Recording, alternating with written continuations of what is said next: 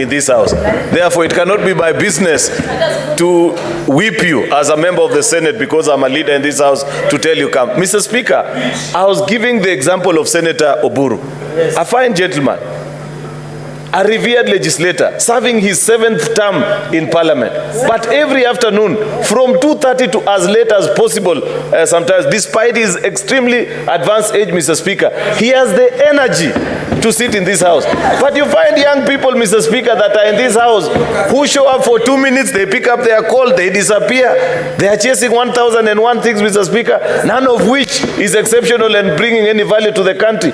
Mr. Speaker, I thought the rule of life, Mr. Speaker, is that you succeed first at one thing so that you advance to the next level. Therefore, I want to request and humbly plead with my colleagues that, Mr. Speaker, because we have got such a sacred responsibility, and there are many things that the country is looking up to us to resolve, can we find the time to attend House sitting, Mr. Speaker? If you look at the order paper today, Mr. Speaker, you will see more than 20 bills that are the committee of the whole stage, Mr. Speaker, some of which have been on this order paper for more than 5 months, Mr. Speaker, because we cannot raise 24 delegations. Surely, Mr. Speaker, do we need a kamkunji, like we are being invited, Mr. Speaker, that we need to call people to come? These are not budgetary issues, Mr. Speaker. You don't require a budget, Mr. Speaker, for you to do your legislative work. Therefore, Mr. Speaker, I don't know what Senator Eddy has eaten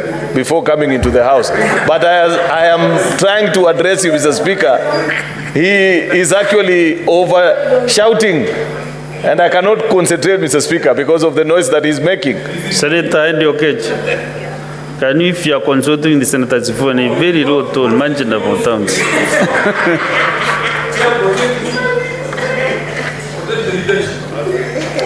Therefore, Mr. Speaker, I want us to take time, look into the issues that are being raised, and be fair to your country, because your country pays you extremely well. We are told many times that you are among the best paid legislators on the planet Earth. Can we also deliver quality work? You know, and just stop, my good friend Senator Kajwang, even as you expose on the challenges that we have in the Republic, it goes beyond just pointing out to the maladies and the challenges that you are facing. And be fair to it. It cannot remain on record what you said this afternoon, that despite the challenges that we have in our education sector, that our education sector produces only house helps. You are not a house help. You went to Moi University together with me.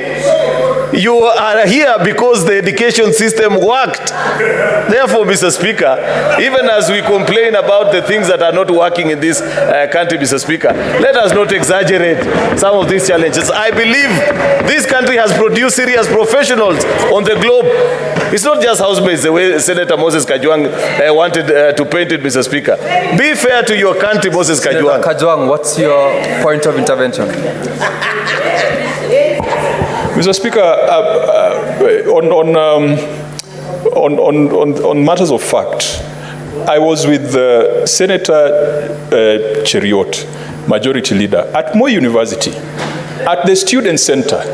We went to address a Kamkunji not too long ago, and the students told us the kind of problems that they are facing. Mr. Speaker, is Senator Cheruiyot in order? In the morning session, while he was away, he's lambasting members who are not here. While he was away, Senator Cherarkei and Senator Onyonka put the CS for Labor to task, because the CS Labor brought us a schedule showing the jobs that we have exported. Mr. Speaker, it is a fact. That report was tabled here, that the president has been gallivanting, going all over the world, and the bulk of the jobs that he has secured are housemaids. It is described there, Mr. Speaker. It is a fact that was tabled here. And Mr. Speaker, it is also a fact that India produces and manufactures technical and IT and computer science experts. And that's why Silicon Valley is dominated by Indians. Mr. Speaker, can the majority leader, even in challenging, yes, we had a good education at Moi University, that's why I'm here. But if we are exporting labor, if that is one of our products, if diaspora remittances are bigger than the returns from coffee and tea, Mr. Speaker, that means that the production of labor is our biggest industry. But Senator if Kajwang. we are producing house girls, Mr. Speaker, we should be ashamed of it. Majority Leader, a seat. Speaker, Senator Moses Kajwang has not disputed the fact that I laid bare in the Senate this afternoon, that he is misleading this House by claiming that the only labor that Kenya produces is housemates. That is not a fact, Mr. Speaker. I know for the record, Mr. Speaker, you didn't speak of the percentage. You said only. Where did you learn your English, Moses? Only means 100%, Mr. Speaker. You can see now, Mr. Speaker is trying to amend his statement because he knows that he has misled this House, Mr. Speaker. Mr. Speaker, that is not the point that I'm trying to converse. I know for a fact, Mr. Speaker, that part of the reason why the foreign remittance, Mr. Speaker, is high is because we have serious professionals that we have produced, from doctors to engineers, that are serving all over the world. Members, order, honorable member, allow the majority leader to address this point. Proceed, majority leader. Mr. Speaker,